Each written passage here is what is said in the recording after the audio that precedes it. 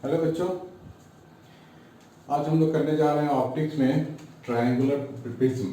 ये प्रिज्म बेटे बहुत इंपॉर्टेंट है किसी भी एग्जाम के लिए, नीट हो, जेई हो, बिटसैट हो, whatever. This is very important. आप लोग ध्यान से देखना बच्चों, और कोशिश करो पूरा देखें ताकि आपको पूरा अच्छे से समझ में आ जाए। चीज़ों को समझना बहुत ज़रूरी है। बहुत सारे बच्चों को मैंने देखा है या वो बताते हैं कि सर सिर्फ फॉर्मूले नोट डाउन करके छोड़ देते हैं, बाकी वीडियो को मैं फास्ट फॉरवर्ड करके देख लेते हैं। बेटे उससे आप सीख नहीं पाओगे। जो मैं सिखाना चाह रहा हूँ, जो मेरा एम है सिखाने का, कि पूरा प्रोसेस आप सीख लो कैसे कैसे होता है, क्योंकि बीच से कोई भी प्रोसेस आ सकता है आपको एग्जाम में, कहीं से कोई भी चीज़ उठ के आ सकता है एग्जाम में। अगर पूरा प्रोसेस मेरे को पता हो तो मैं एग्जैक्टली बता सकता हूँ कि हाँ इस क्वेश्चन को कैसे सॉल्व करना है, राइट। इसीलिए अब ज़्यादा शॉर्टकट के पीछे नहीं भागू, थोड़ा सा आपको समझना ही पड़ेगा कि चीज़ें कैसे हो रही हैं। ध्यान से देखना। This is your incident ray. Prism angle यहां दिखाते हैं बच्चों, ए के नाम से जाना जाता है प्रिज्म एंगल, राइट। तो प्रिज्म एंगल दिमाग में आते ही, वर्ड सुनते ही आपके दिमाग में क्या आना चाहिए? वर्टेक्स वाला, ऊपर वाला एंगल ए। जहां स्ट्राइक करता है वहां ऐसे नॉर्मल ड्रॉ कर दो। This is your angle of incidence. और उसके बाद क्या होगा? रेयरर टू डेंसर, यानी कि this will bend like this, ऐसा। फिर से यहां आप नॉर्मल ड्रॉ कर दो। This is your R and this is your R dash, और ये ऐसे बाहर निकल के आ जाएगा। This is your I dash. तो बच्चों आप ध्यान से देखना, ये अगर ये रे बिल्कुल सीधा हो गया तो ये आई छोटा होते होते होते जीरो हो जाएगा ना। अगर ये रे ऐसे आ जाए तो बिल्कुल नॉर्मल के साथ 0 डिग्री हो जाएगा। या फिर अगर ये बिल्कुल पैरेलल टू द सरफेस जाए तो 90 हो जाएगा। यानी कि जो आई की जो वेरिएशन है वो क्या है बच्चों? 0 से 90 डिग्री है। यहां लिख देता हूं मैं, ये वेरी करेगा। और अगर मैं मान लेता हूं कि प्रिज्म यहां सपोज नहीं था, प्रिज्म अगर नहीं होता तो ये रे तो कंटिन्यू करता अपने आप को, बिल्कुल सीधा ऐसे जाता, लेकिन ये गया ऐसे है। इसको मैं कंटिन्यू करूं पीछे की तरफ तो ये मेरे को मिल जाएगा डेविएशन। तो ये डेविएशन क्या होगा? सम ऑफ दिस टू एंगल, है ना। एक बचपन में पढ़ा होगा बच्चों, 8th क्लास या 9th क्लास में पढ़ा होगा, exterior angle is equal to sum of interior opposite angle. तो ये एंगल मेरे पास है आई माइनस आर, और ये वाला एंगल मेरे पास है I dash minus R dash. So total deviation I can write I minus R plus I dash minus R dash. जो 12th जो बच्चे दे चुके हैं उनके लिए तो आसान है, समझ जाएंगे वो बहुत ही जल्दी। लेकिन जो अब 12th में गए हैं और ये टॉपिक नहीं किया है तो उनको देखना चाहिए स्टार्टिंग से। ये हो गया I plus I dash minus R plus R dash, ऐसा। ठीक है बच्चे, इसको नोट डाउन कर लो। और आगे की बात करेंगे हम लोग। इसको मैं ऐसे मिला रहा हूं, ये पूरा 90 डिग्री है क्योंकि ये नॉर्मल है, परपेंडिकुलर है। ये भी पूरा 90 है। तो ये जो क्वाड्रिलेटरल बनेगा इसको नाम दे देते हैं ना, सी डी। तो ये पूरा 90, ये भी 90। तो इस quadrilateral A B C D में दोनों का सम 180 है, तो ए प्लस सी भी 180 होगा। So I can write A plus C, ये एंगल की बात हो रही है, दैट इज 180। और इस ट्राइंगल में, ट्राइंगल बीसीडी की मैं बात करूं, ट्राइंगल बीसीडी की बात करूंगा तो मैं क्या लिखूंगा? R plus R dash plus C is equal to 180। अब इन दोनों को सॉल्व करूंगा मैं, तो मेरे को आने वाला है R plus R dash is equal to A. ये काफी इंपॉर्टेंट इंफॉर्मेशन है बच्चों, इसलिए मैंने बॉक्स बॉक्स बना दिया जो मुझे लग रहा है इंपॉर्टेंट है।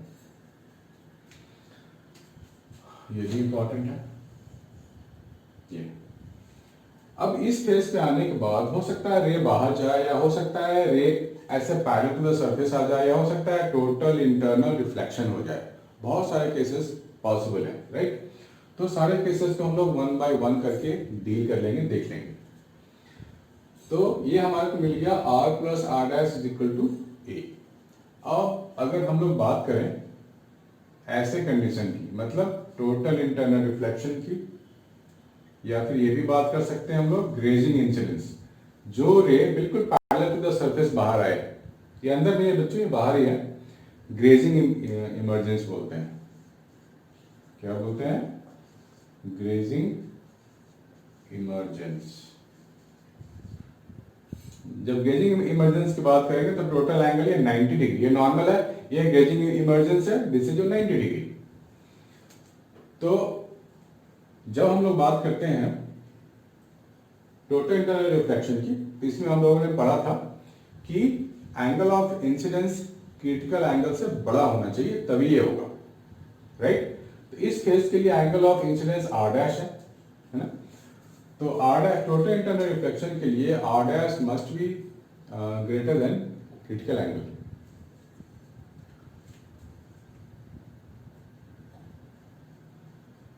This one.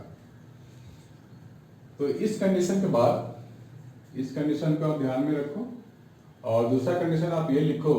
अब देखो बच्चों, इस सरफेस पे तो टोटल इंटरनल रिफ्लेक्शन नहीं हो रहा है, और आर की मैक्सिमम मिनिमम वैल्यू कितनी होगी? अगर मैं इस रे को सीधा कर दूं तो आई बिकम जीरो, तो सीधा रे जाएगा तो आर भी जीरो होगा। अगर परपेंडिकुलर टू द सरफेस अगर इंसिडेंट रे है, आई जीरो, स्नेल्स लॉ से फाइंड करेंगे तो आर भी जीरो आएगा। सो इसकी जो मिनिमम वैल्यू है वो क्या है? जीरो है। और टोटल इंटरनल रिफ्लेक्शन इस फेस पे हो नहीं रहा है, यानी कि क्रिटिकल एंगल से वैल्यू जो होगा ना थीटा सी क्या है? क्रिटिकल एंगल से कम होगा आर की वैल्यू, क्योंकि यहाँ पे टोटल इंटरनल रिफ्लेक्शन तो पॉसिबल ही नहीं है। टोटल इंटरनल रिफ्लेक्शन पॉसिबल नहीं है तो क्या मतलब हुआ? क्रिटिकल एंगल से कम होगी उस एंगल की वैल्यू। और जहां टोटल इंटरनल रिफ्लेक्शन हो रहा है वो एंगल ऑफ इंसिडेंस क्या होता है बच्चों? क्रिटिकल से ज्यादा होता है, राइट। तो आप इसको ध्यान में रखो। अब हम लोग अगर इसकी बात करें, अगर हम ग्रेजिंग इमर्जेंस की बात करें, तो यहां लिख लो फॉर ग्रेजिंग इमर्जेंस, जो हमारे पास ये जो आर डैश है, आर डैश क्या हो जाएगा? थीटा सी हो जाएगा, ठीक है। ग्रेजिंग इमर्जेंस के लिए होना ही चाहिए थीटा सी। अब मैं इन दोनों को अगर ऐड करूं, ध्यान से देखना बच्चों, ये इनइक्वालिटी को मैं इक्वालिटी के साथ अगर ऐड करूंगा तो मुझे क्या मिलेगा? R plus R dash less than equal to theta C, ये मिलेगा। और आर प्लस, हाँ बच्चों, मैं ये कह रहा था कि फॉर ग्रेजिंग इमर्जेंस, अगर ग्रेजिंग इमर्जेंस होना है तो आर डैश को होना पड़ेगा क्रिटिकल एंगल के इक्वल। क्रिटिकल एंगल के इक्वल पे ही हमने देखा था ना टोटल इंटरनल रिफ्लेक्शन में, ये होता है ग्रेजिंग इमर्जेंस। तो बच्चों मैं इन दोनों को ऐड करूंगा तो मुझे ये मिलेगा। So that means R plus R dash का हमने ए लिखा है, जो हमने यहाँ पे आ चुका है ऑलरेडी। तो ये कंडीशन किसके लिए? Grazing emergence means just ray manage to come out of the surface, right. तो ये हो गया ग्रेजिंग इमर्जेंस के लिए, रेज कमिंग आउट। लेकिन इसका उल्टा अगर देखें, हम चाहते हैं रे बाहर नहीं आए, दैट मीन्स उसका उल्टा कंडीशन ये है, नो इमर्जेंस। ठीक है बच्चों, तो ये कंडीशन आपको याद रखना, नो इमर्जेंस, और ये जस्ट इमर्जेंस मतलब ग्रेजिंग इमर्जेंस,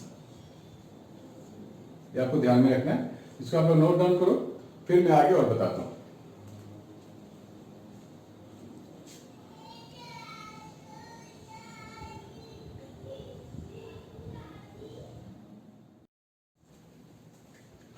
हाँ तो बच्चों, अभी हम लोगों ने देखा कि ये फॉर्मूला कैसे आया और ये कैसे आया। तो यहाँ पे बहुत सारी चीजें पॉसिबिलिटी हैं, बहुत सारे थ्योरेटिकल क्वेश्चन की पॉसिबिलिटी बनती है। जैसे कि अगर आई इंक्रीज हो जाए, इस एंगल ऑफ इंसिडेंस को बढ़ा दें और स्नेल्स लॉ लगाएं, तो ये जो आर है ना, ये भी इंक्रीज हो जाएगा, ठीक है। आई इंक्रीजेस और also increases at the same time. यहाँ पे देखो बच्चों, आर प्लस आर डैश की जो वैल्यू है वो ए है। A means it is a constant quantity. अगर आर बढ़ेगा तो ऑब्वियस है कि ए को कम होना होगा, क्योंकि ये टोटल सब तो कांस्टेंट ही होना है, राइट। तो कांस्टेंट चीजों के लिए मैं लिख सकता हूं R increases, that means R dash decreases, और आर डैश कम हो जाएगा तो स्नेल्स लॉ अगर हम लोग लगाएं तो यहाँ पे जो आई डैश है वो भी कम आएगा, राइट। तो इस चीज को हम लोग एक ग्राफ में दिखाते हैं। इस ग्राफ को आप लोग ध्यान से नोट डाउन कर लो अच्छे से। ये है डेविएशन है और ये एंगल ऑफ इंसिडेंस है। तो ये ग्राफ से वेरी करता है बच्चों, ऐसे वेरी करता है। ये यहाँ कहीं पे मिनिमम होता है, this is your minimum deviation. तो मिनिमम डेविएशन की जो बात होती है ये दोनों इक्वल हो जाते हैं, I is equal to I dash and R is equal to R dash for minimum, del minimum. और आई मैक्सिमम यहाँ कहीं पे हो सकता है। आई हम लोगों ने देखा था कि कहाँ से कहाँ तक वेरी करता है, 0 से 90 तक। सो अगर हम लोग 90 ले लें तो इसके लिए मेरे को मैक्सिमम डेविएशन मिलेगा, डेल मैक्स ऐसा। और इसको आगे कंटिन्यू करें तो यहाँ पे दो डेविएशन मिलते हैं हमारे को, एक एंगल ऑफ आई के लिए, राइट। दो डेविएशन मिलते हैं, इस चीज को आप लोग ध्यान में रखना है। पूरा सिमेट्रिकल नहीं होता है, ये एक साइड से बड़ा होकर मिलता है। It has been found after drawing this graph. तो यहाँ पे आप लोग लिख सकते हो I is equal to I dash. तो उसके ये दोनों इक्वल हो गए तो R is equal to R dash भी हो जाता है ना, फॉर मिनिमम डेविएशन। ये इसको ध्यान में रखना है। तो इस पर भी बहुत सारे क्वेश्चन बन सकते हैं, कैसे हैं अभी देखने वाले हैं। इसको आप लोग नोट डाउन करो इस चीज को।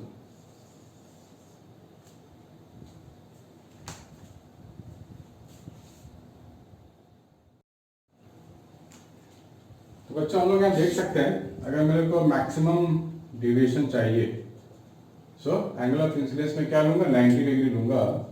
सो π/2 plus I dash minus A, this is your maximum deviation. और जब ये दोनों एंगल इक्वल हो जाए, ये दोनों इक्वल हो जाए, तो डेल को मैं लिख सकता हूँ डेल मिनिमम, वो मैं यहाँ लिखने जा रहा हूँ डेल एम यानी कि डेल मिनिमम। ये हो जाएगा 2i और ये हो जाएगा a। So i becomes, I can write del m plus a whole divide by 2। और जब मैं यहाँ की बात करूंगा तो दोनों एंगल इक्वल है यहाँ पे। So this becomes r is equal to a/2। अब मैं अगर यहाँ के लिए स्नेल्स लॉ लगा लूँ, this is refractive index of this material of this, जिस ग्लास का वो बना है। So we can write 1 into sine I is equal to mu into sine are.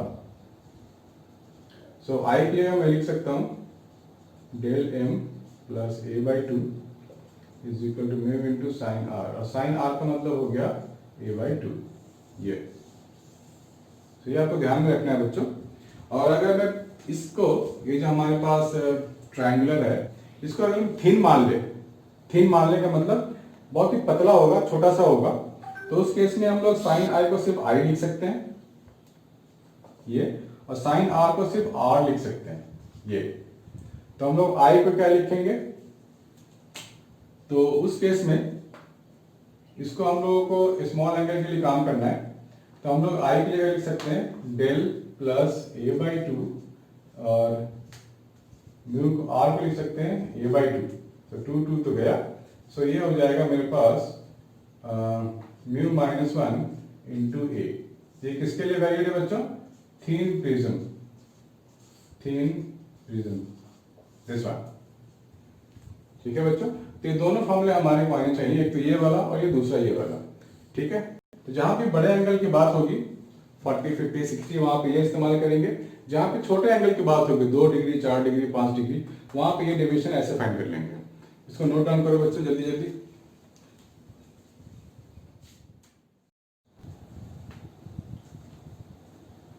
In this question, the angle, the incident ray make 45 degree with the normal, and vertex angle is 60 degree, mu root 2. We have to find 5 angles here: I, I dash, R, R dash, and del. Right बच्चों, तो ध्यान से देखो यहाँ हो क्या रहा है, एंगल ऑफ इंसिडेंस गिवन है, रे इज स्ट्राइकिंग, उसके बाद रे कुछ ऐसा जाएगा, फिर कुछ हो सकता है ऐसे आ जाए ऐसा। तो this is your R, this is your R dash and this is your I dash. तो पहले आर निकाल लेते हैं यूजिंग स्नेल्स लॉ। तो क्या लिखते हैं बच्चों, 1 into sine 45 degree is equal √2 refractive index of this into sine R. तो यहां से आ रहा है हमारे पास 1/2 दैट इज साइन आर। तो साइन 1/2 कब देगा, जब आर हो जाए हमारे पास 30 डिग्री। तो आर तो आ गया हमारे पास 30 डिग्री। अब हमारे को ये भी पता है ना, हम लोगों ने ड्राइव किया था r plus R dash is equal to A. तो r हमने अभी अभी निकाला 30 डिग्री और r डैश हमारे को पता नहीं है, a 60 डिग्री। सो यहाँ से r डैश भी आ गया मेरे पास 30 डिग्री। अब वापस हम लोग यहाँ स्नेल्स लॉ लगाएंगे, क्या लिखेंगे, √2 into sine r dash 1 into sign i dash. तो साइन 30 डिग्री क्या होगा, 1/2 इंटू साइन आई। तो बच्चों यहाँ पर इसको रैशनलाइज कर लेते हैं, तो मेरे को क्या मिलेगा, sine I is equal to 1/√2। So I dash, ये आई डैश है, तो आई डैश मेरे पास आ जाएगा 45 डिग्री। तो हमारे पास आई डैश भी आ गया 45 डिग्री। 1 2 3 चीजें तो आ गई हमारे पास। और फाइंड कर लेते हैं हम लोग। आई तो खैर गिवन ही था, देख के बता सकते हैं 45 डिग्री। आई आ गया, आई डैश आ गया, आर आ गया, आर डैश आ गया। अब डेल फाइंड करना है, तो डेल के लिए हम लोगों ने फॉर्मूला ड्राइव तो किया था, आई प्लस आई डैश माइनस ए। आई तो 45 गिवन है और आई डैश हम लोगों ने अभी अभी निकाला 45 माइनस ऑफ दिस। तो डेल भी आ गया मेरे पास 30 डिग्री। ठीक है बच्चों, तो हम लोग को अगर बेसिक्स पता है तो किसी भी स्टेप हम लोग रुक नहीं सकते हैं, फाइंड करते जाएंगे, रुकना नहीं है कहीं भी। तो आप लोग ये नोट डाउन करो, मैं नेक्स्ट बताता हूँ questions.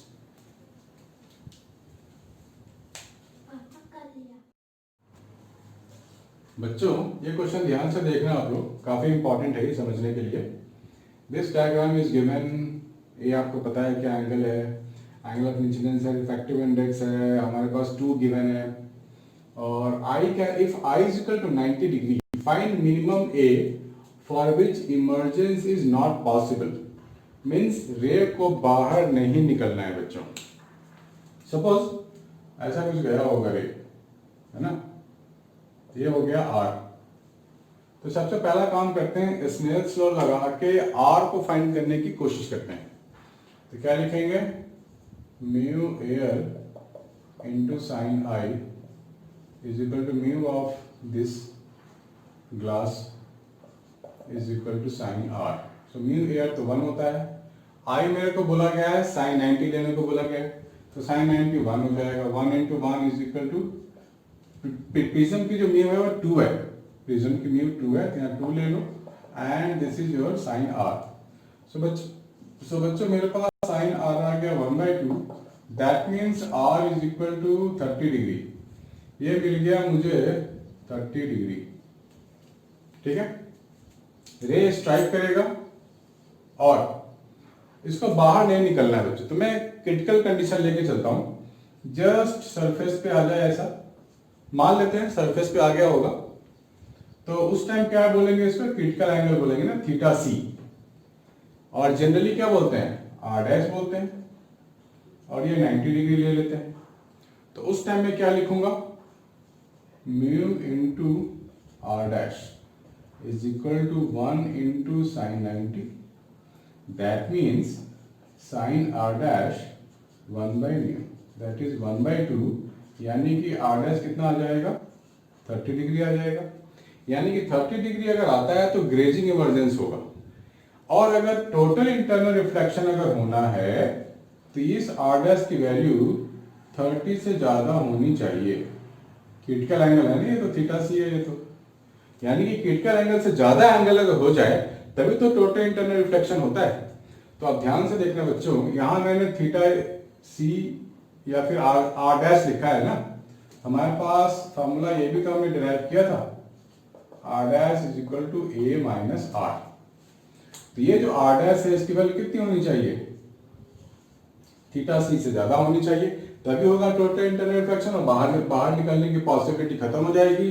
That means A minus R greater than 30 degree, क्योंकि 30 डिग्री तो किसके लिए था, गेजिंग इमर्जेंस के लिए। इससे थोड़ा सा भी अगर ज्यादा होगा, 31, 32, 34, 35 कुछ भी हो सकता है, थोड़ा सा भी अगर ज्यादा हुआ क्रिटिकल एंगल तो ये अंदर आ जाएगा। इसलिए हमने ज्यादा वाला कंडीशन ले लिया है, ग्रेटर देन 30, और आर हम लोगों ने 30 यहां निकाल रखा है। That means A greater than 60 degree.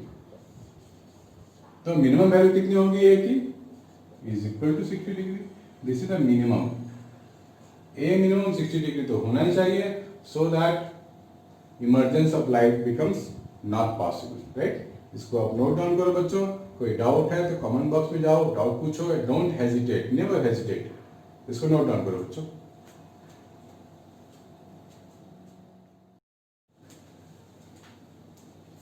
बच्चों यहाँ क्वेश्चन दिया गया है, find A for which emergence from face AC is not possible. Means रे ऐसे जाएगा और ऐसे आएगा, बाहर नहीं निकल पाएगा इससे।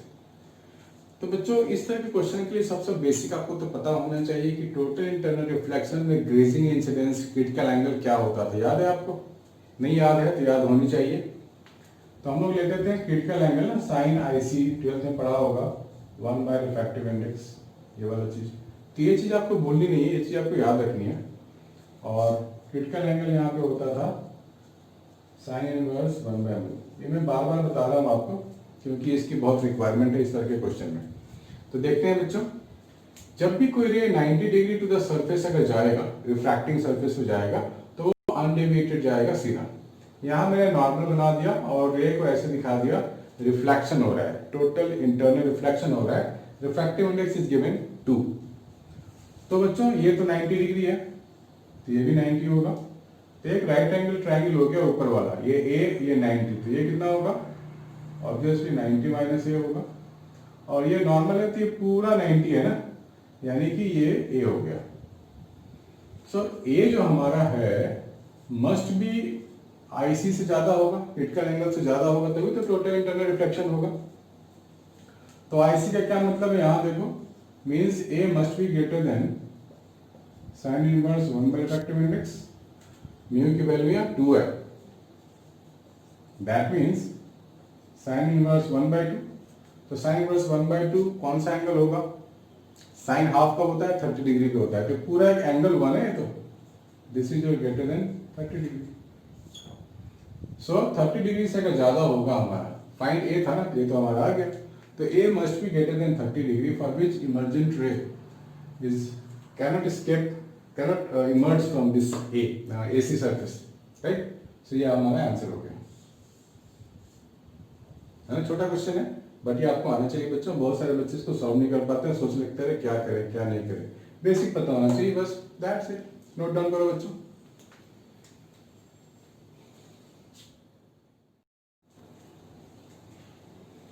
हाय बच्चों, ये नीट का क्वेश्चन है, हमारे को गिवन है।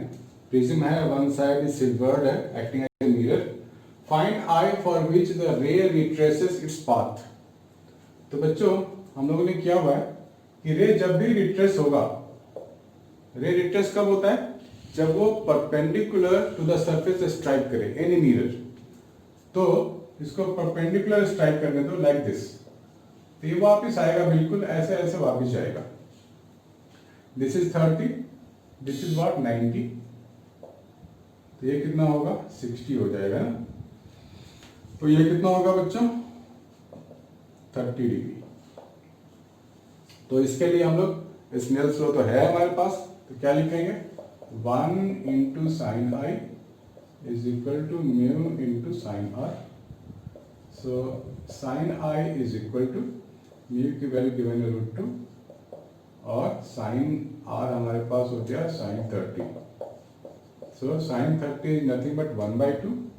इसको अगर हम लोग रैशनलाइज कर लें तो आ गया 1/√2। तो sine I 1/√2, that means I is equal to 45 degree. So angle of incidence find करनी है तो वो हो जाएगा 45 डिग्री। तो कितना टाइम लगा? 10-15 सेकंड में हो जाने वाले क्वेश्चन है। इसको नोट डाउन करो।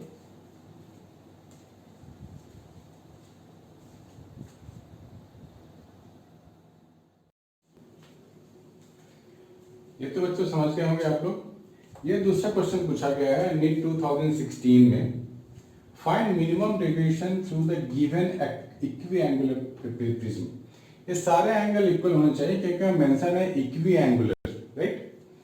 तो जब मिनिमम डेविएशन की बात होती है तो ये जो रेंज आएगा बच्चों, ये पैरेलल टू द बेस होता है, बिल्कुल straight parallel to the base, और ऐसा कुछ बाहर निकलेगा ये। तो हमारे पास मिनिमम डेविएशन का फॉर्मूला पता है, उसमें रिफ्रैक्टिव इंडेक्स चाहिए होता है।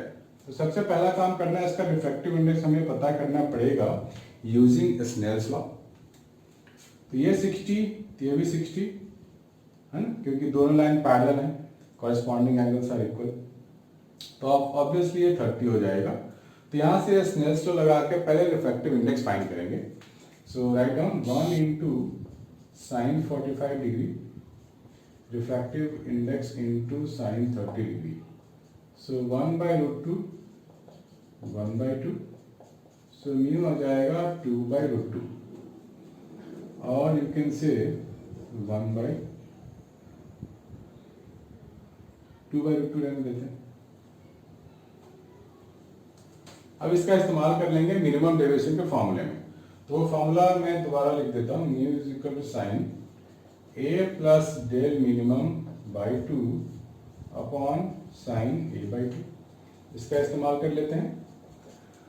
सो रिफ्रैक्टिव इंडेक्स है मेरे पास 2/√2 is equal to sine a that is 60 degree and del m/2 upon sine a/2 है, और a मेरे पास 60 है, तो ये साइन 30 हो गया, तो ये हाफ हो गया, हाफ इधर जाएगा, तो ये 1/√2 इज इक्वल टू मिलेगा साइन 60 प्लस डेल m/2। तो हमारे को बच्चे इतना तो पता है एंगल ना, कि साइन हमारे को √2 का 1/√2 कब देगा, जब ये पूरा एंगल हमारे पास 45 डिग्री हो। दैट मीन्स मैं लिख सकता हूँ 60 plus del m/2 is equal to 45 degree. So del m कितना हो जाएगा 30 डिग्री। हो गया बच्चों, this is the minimum deviation.